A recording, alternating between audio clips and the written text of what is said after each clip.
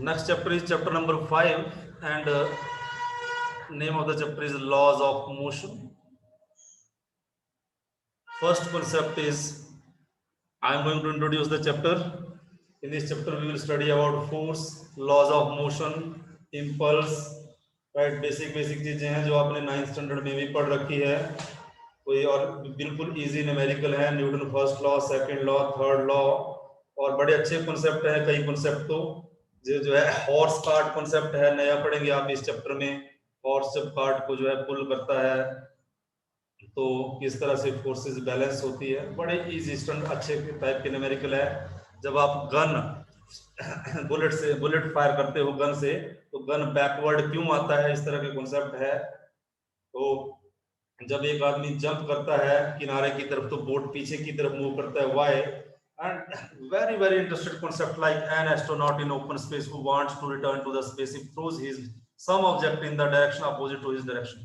तो स्पेसशिप में कोई ऑब्जेक्ट, कोई आदमी है, तो उसको अगर पीछे आना है तो वो थोड़ा सा ऑब्जेक्ट, क्योंकि वहां तो बिल्कुल फोर्स नहीं होती, ग्रेविटी नहीं होती, तो वहां उसको थोड़ा सा ऑब्जेक्ट अगर आगे थ्रो करेगा तो उसके कारण वो पीछे आ जाएगा. तो ये न्यूटन लॉज हैं.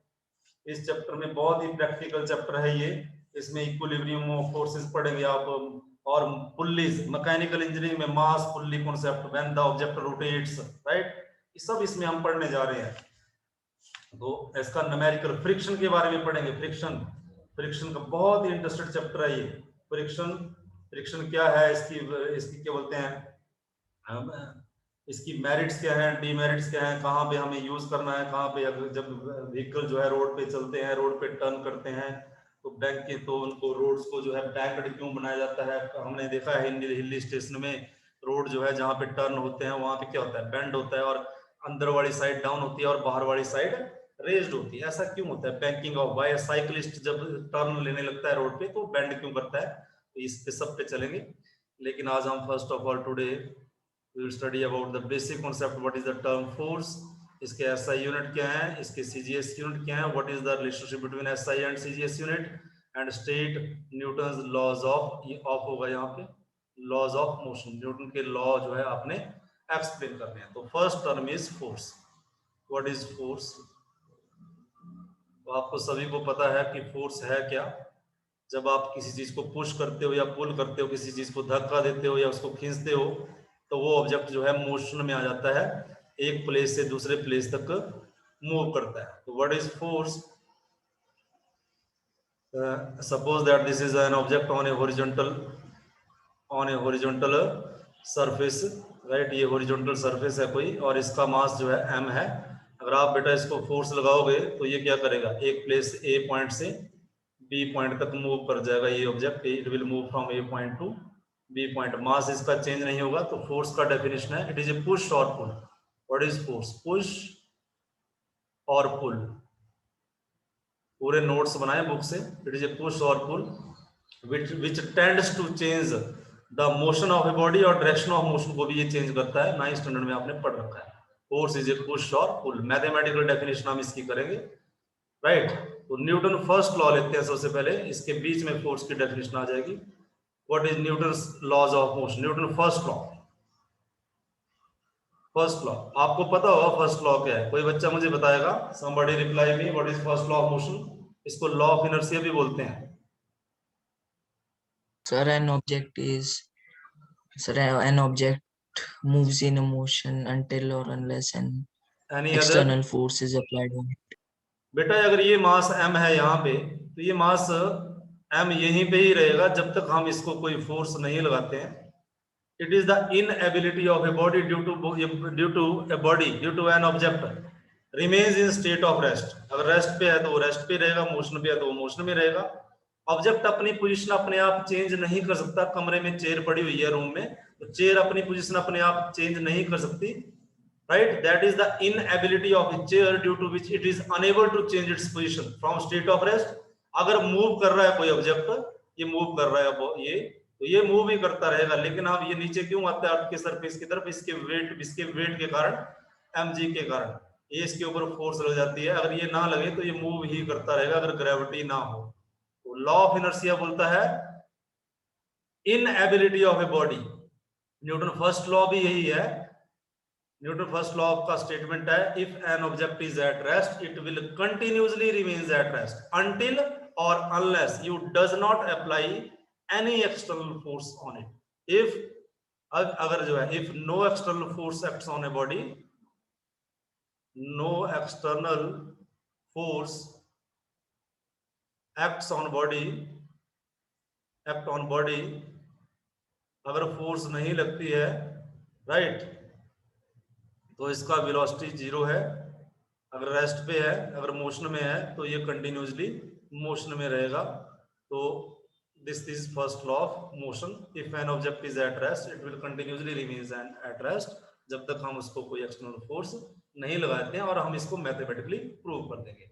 ये फर्स्ट लॉ है, आप सभी को पता है, आपने 9th स्टैंडर्ड में पढ़ रखा है, इसको लॉ ऑफ इनर्शिया बोलते हैं। Newton second law of motion, Newton's second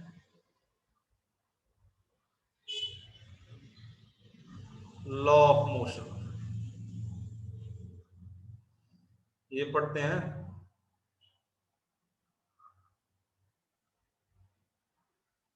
this is important one. Suppose that this is an object having mass m और इसके ऊपर आपने फोर्स लगाया f। Force is a vector quantity, क्योंकि फोर्स का magnitude भी होता है और डायरेक्शन भी होता है। तो ये मूव करेगी with initial velocity small u। This is the situation at time t1 is equal to 0 second,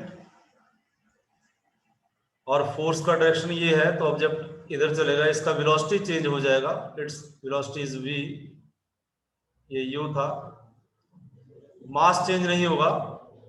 this is another time t2 is equal to t। So second law, Newton ने एक statement दिया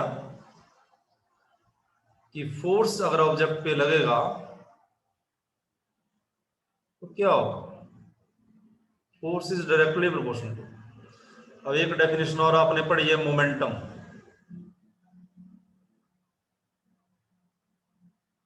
momentum को small p से denote करते हैं। Momentum is equal to the product of mass and velocity, it is a vector quantity, velocity is a vector quantity, mass is a scalar। momentum is the product of mass and velocity is momentum, the product of mass and velocity is momentum। जब भी मैं ऐसा बोलूं an object is in motion, तो उसके पास mass भी होगा, तो I will say that the an object is in momentum. Momentum is equal to mass and velocity. Momentum का डायमेंशनल फॉर्मूला क्या बन गया, मास का m, वेलोसिटी का LT-1। ये मोमेंटम का डायमेंशनल फॉर्मूला है। ऐसा यूनिट बन जाएंगे, मास के किलोग्राम, लेंथ के मीटर, टाइम के पर सेकंड, केजी मीटर पर सेकंड, और सीजीएस में केजी की जगह ग्राम, मीटर की जगह सेंटीमीटर, और पर सेकंड की जगह पर सेकंड ही रहेगा। तो मोमेंटम के बारे में आप पढ़ सकते हैं। न्यूटन ने बोला,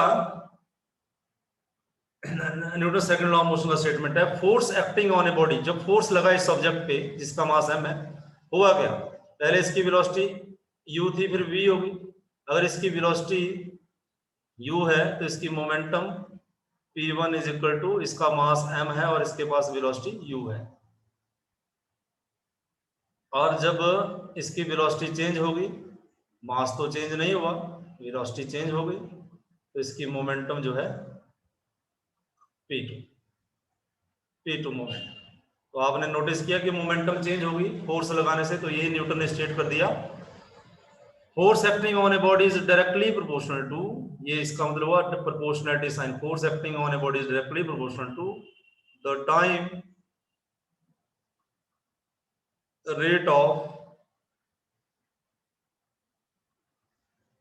rate of change of momentum। ये force is proportional to, proportional लिखा, इक्वल नहीं लिखा, change in momentum change in momentum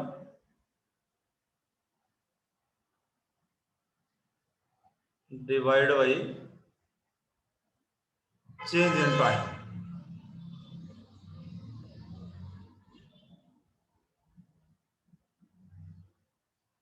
proportionality, अब चेंज इन प्रोपोर्शनलिटी साइन हटा दो, प्रोपोर्शनलिटी साइन इसलिए रखा है, हो सकता है आप फोर्स लगाओ और मोमेंटम चेंज नहीं होगा। अगर आप वॉल को फोर्स लगा दो तो क्या वॉल का मोमेंटम होगा, उसकी वेलोसिटी चेंज होगी? नहीं होगी। इसलिए प्रोपोर्शनलिटी साइन इक्वेशन को बैलेंस करने के लिए रखा जाता है। प्रोपोर्शनलिटी साइन हटा दूं तो कांस्टेंट आएगा कि change in momentum, change in momentum हुआ ये फाइनल मोमेंटम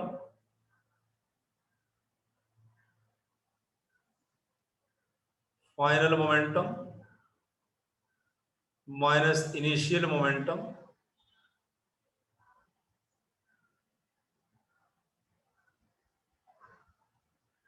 डिवाइड बाई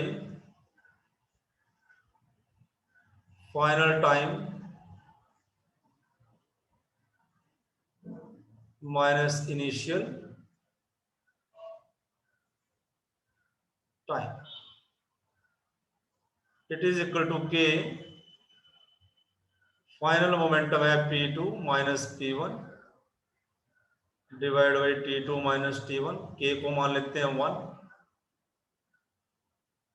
तो फोर्स बन गया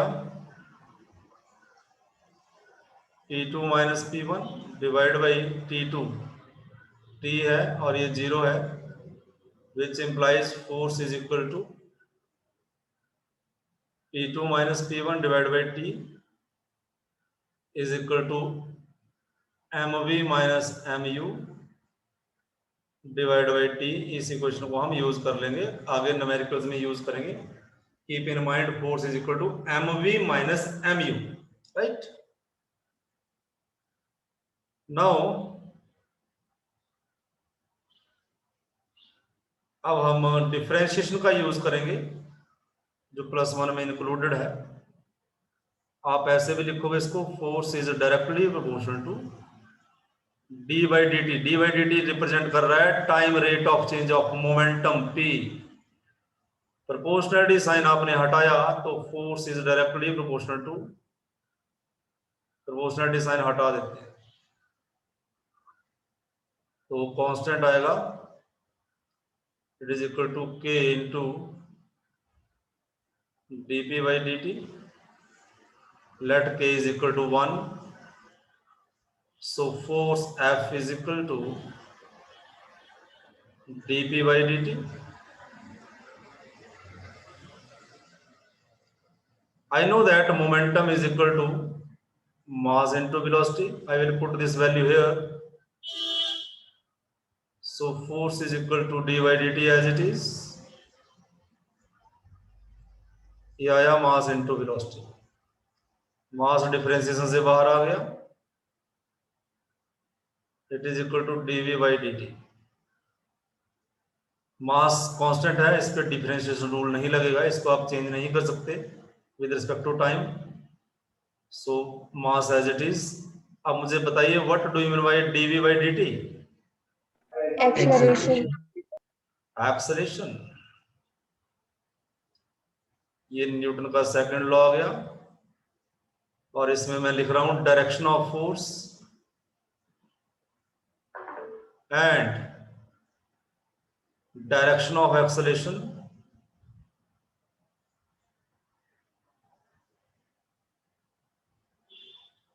direction of force and direction of acceleration are same. जी इस डायरेक्शन में आपने फोर्स लगाया था, इसी डायरेक्शन में एक्सेलरेशन होगा। एक्सेलरेशन क्या होता है? वेलोसिटी का चेंज होना, ये इनिशियल वेलोसिटी, और ये वेलोसिटी बढ़ गई तो पॉजिटिव एक्सेलरेशन, अगर घट गई डिक्रीज कर गई तो negative acceleration. This is the equation, force is equal to mass into acceleration. Now let us understand its SI unit.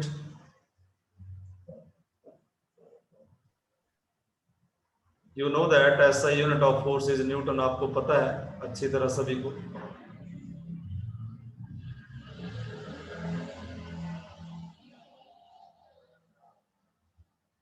force as a unit, you know that force is equal to mass into acceleration. Dimensional formula निकाल लेते हैं force का. मास का dimensional formula है, what is the dimensional formula of acceleration? Somebody tell me. LT minus 2. Good. LT minus 2. So force F is equal to MLT minus 2. Simple. Force के SI unit होते हैं Newton.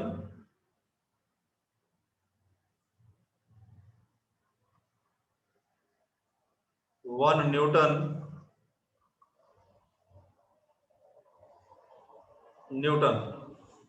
Is equal to mass के kg, acceleration के 1 metre पर second square. तो 1 Newton force को यहां से डिफाइन किया जा सकता है. Suppose that this is an object और इसको आपने फोर्स लगाया F, और अगर एक पॉइंट से ऑब्जेक्ट दूसरे पॉइंट पे चला गया, इसका मास m ही रहेगा. A पॉइंट से लेके B पॉइंट तक डिस्टेंस कवर कर ली 1 metre. It will accelerate in this direction. Force को 1 न्यूटन कब बोला जाएगा? जब इसका मास जो है 1 किलोग्राम होगा और एक्सेलरेशन 1 मीटर पर सेकंड स्क्वायर होगा. देखो, force is equal to mass into acceleration.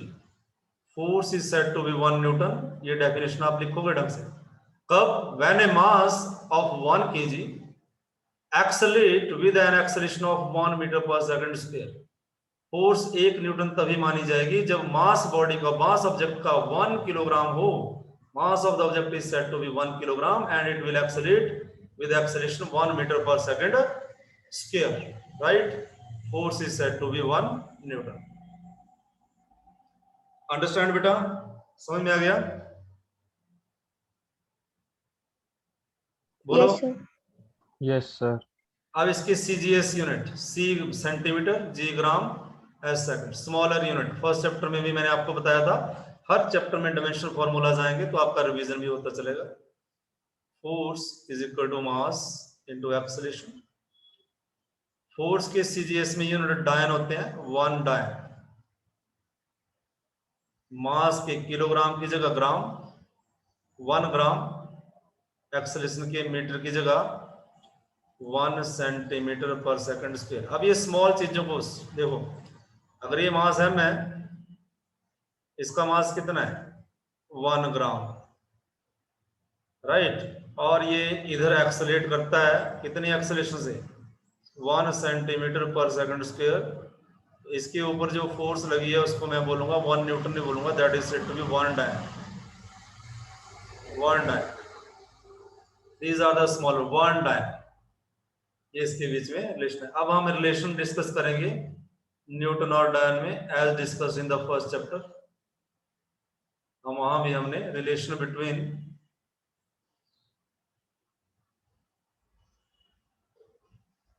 relation between 1 Newton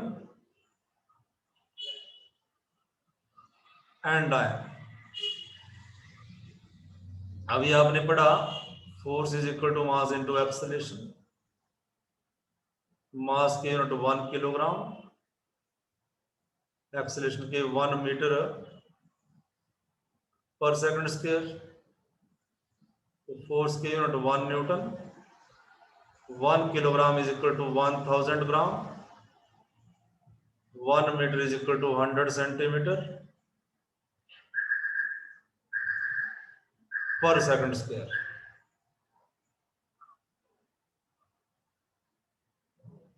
So 1 Newton is equal to 10 की पावर कितनी है? 1 2 3 4 5.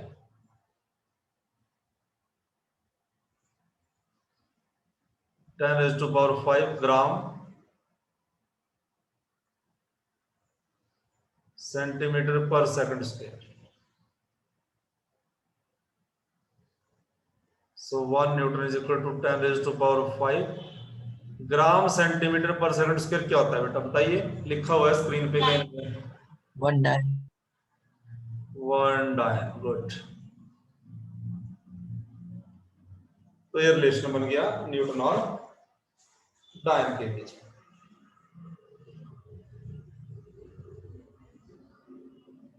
अब देखिए वेक्टर फॉर्म में पढ़ लेते हैं थोड़ा सा. Force in the vector form.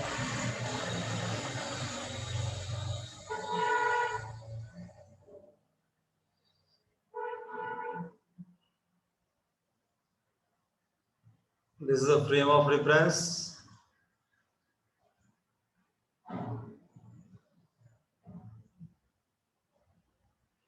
This is x-axis. This is a y-axis. This is a z-axis. This is origin. I cap is the unit vector along x-axis जो x की डायरेक्शन बताता है. J cap is the unit vector along y-axis. K cap along z-axis. Suppose that this is an object having mass m. अगर इसके ऊपर force लगाओगे आप तो इसकी तो क्या होगा. इसकी वेलोसिटी u से v की तरफ चेंज हो जाएगी. उसको हम मोमेंटम बोलेंगे. मोमेंटम इनिशियल मोमेंटम और फाइनल मोमेंटम. और ये एक्सेलरेट करेगा. तो हम फोर्स को कैसे लिखेंगे. Three dimensional. फोर्स को बेटा हम ऐसे लिखेंगे एफ ऑफ एफ. ये वेक्टर फॉर्म में लिखना है फोर्स को. It is equal to f x unit vector i force along x axis. क्योंकि इसके ऊपर फोर्स अलोंग एक्स एक्सिस भी लगी, स्पेस में चल रहा है, और अलोंग वाई एक्सिस भी और अलोंग जेड एक्सिस भी, plus force along y axis unit vector is j, plus force along z axis and along z axis unit vector k. इसका मोमेंटम भी होगा ऑब्वियस ही है. Momentum along x axis momentum vector quantity है, plus momentum along y axis vector quantity है, plus momentum along z axis unit vector k. Accelerate भी करेगी ये. एक्सेलरेशन इसका क्या आ जाएगा. Acceleration along x axis i cap plus acceleration along y axis j cap plus acceleration along z axis k cap. Newton law बोलता है force is equal to dp by dt. अभी पढ़ा dp बाई dt और हमने ये prove किया it is equal to mass into acceleration. ये हम प्रूव कर चुके हैं इसको. तो इस इक्वेशन को देखते हुए ये फोर्स का वैल्यू हम पुट कर देंगे. फोर्स का वैल्यू क्या पुट करेंगे हम. F x I cap plus F Y J cap plus F Z K cap is equal to D by D T as it is. Momentum की value put कर देंगे ऊपर से वेक्टर फॉर्म से उठा के. मोमेंटम का वैल्यू क्या है. पी एक्स आई कैप प्लस पी वाई जे cap plus P Z K cap.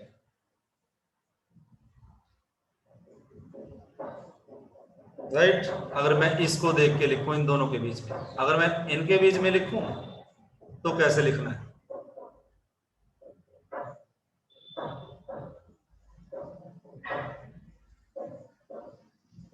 तो मैं क्या करूंगा. It is equal to f को कैसे लिखा.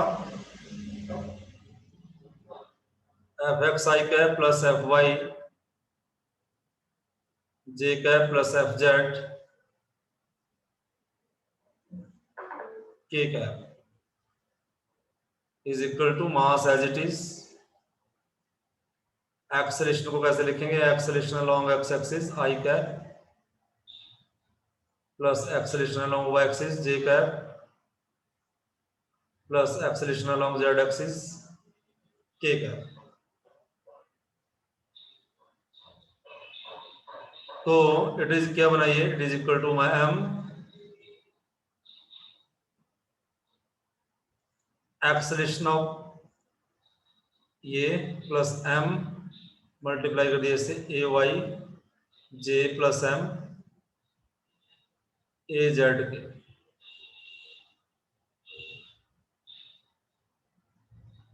ये देखो ये बना मेरे पास force f x i plus F Y j plus F Z के.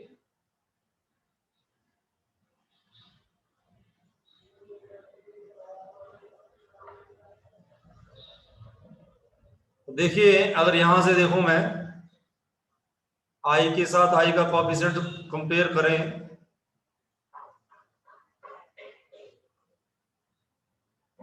तो ये बनेगा एफ एक्स क्या बनेगा? Force along x axis is equal to dpx by dt momentum change along x axis. और इसमें क्या बनेगा? max that is equal to max. Similarly fy force along y axis is equal to dpy divided by dt is equal to may mass into acceleration along y axis. और z axis क्या बनेगा? fz is equal to dpz by dt is equal to ma acceleration along z axis. ये बन गई vector form में, हम इसको ऐसे लिखेंगे, इस तरह से हम इसको लिख सकते हैं. अंडरस्टैंड बेटा? Any doubt? बोलिए जल्दी.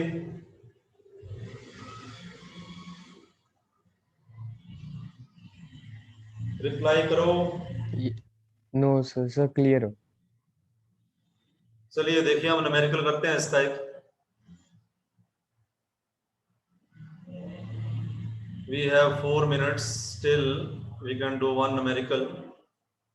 सर बोला ए बॉडी, मैं न्यूमेरिकल की पूरी स्टेटमेंट नहीं लिख रहा हूँ, is moving along x axis और उसका डिस्प्लेसमेंट आ गया along x axis. This is given a t की पावर 4 माइनस b t की पावर 3 प्लस सी टी. आपको पूछा है फोर्स निकालिए, कैलकुलेट उसकी. अगर उसके ऊपर डिस्प्लेसमेंट लग रहा है, ऑब्जेक्ट मूव कर रहा है, तो फोर्स कैलकुलेट कीजिए. तो सबसे हम पहले हम क्या करेंगे? फोर्स निकालने के लिए क्या चाहिए? फोर्स होता है मास इनटू एक्सेलरेशन, और एक्सेलरेशन निकालना पड़ेगा. एक्सेलरेशन होता है वेलोसिटी का टाइम के साथ चेंज होना, और वेलोसिटी निकालना पड़ेगा. वेलोसिटी होता है डिस्टेंस का टाइम के साथ डायरेक्ट डिस्प्लेसमेंट का. तो इस सबसे पहले हम क्या करेंगे? वेलोसिटी निकाल लेंगे. Velocity is equal to dx by dt. आपको डिफरेंशिएशन पहले करवाया गया है. First of all tell me, अब क्या करेंगे? d by dt a t की पावर 4 माइनस b t की पावर 3 प्लस सी टी. कोई बच्चा मुझे बताए इसका डिफरेंशिएशन क्या होगा जल्दी से? a आ गया बाहर, t की पावर 4 का डिफरेंशिएशन बताइए.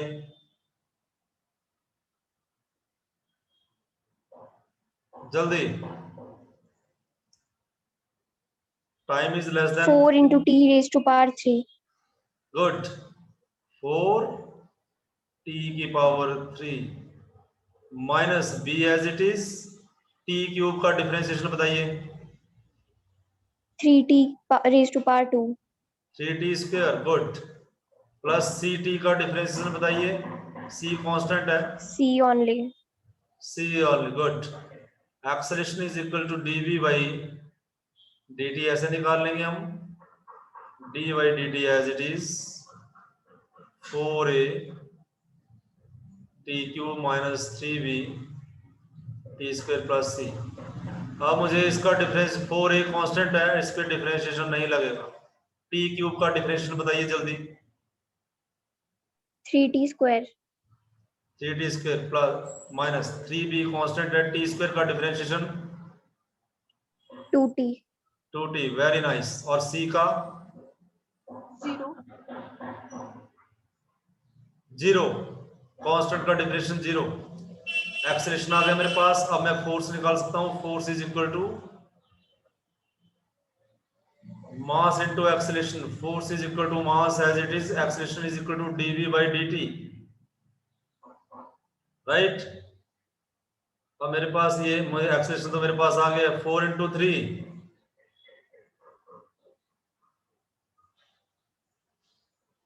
यही आया। तो फोर्स निकालना है मुझे। Force is equal to mass into acceleration, mass से मल्टीप्लाई कर देंगे एक्सेलरेशन जो आपने निकाला, 12a t square minus 6b t, 6b t answer. Okay बेटा, understand.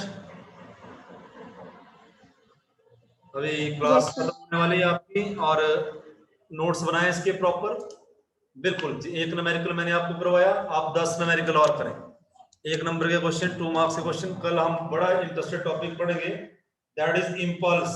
Very very easy topic, impulse पढ़ेंगे। तो जो है उसमें जो वेक्टर रिजॉल्व मैंने करना बताया था आपको, वेक्टर को रिजॉल्व करना, उसको वो भी थोड़ा सा पढ़ के आए। Resolution of vector in a plane थोड़ा सा मैं आपसे पूछ लेता हूं, कल इसमें इसको मैं यूज करूंगा। ये एक्स एक्सिस, ये वाई एक्सिस, ये एंगल थीटा,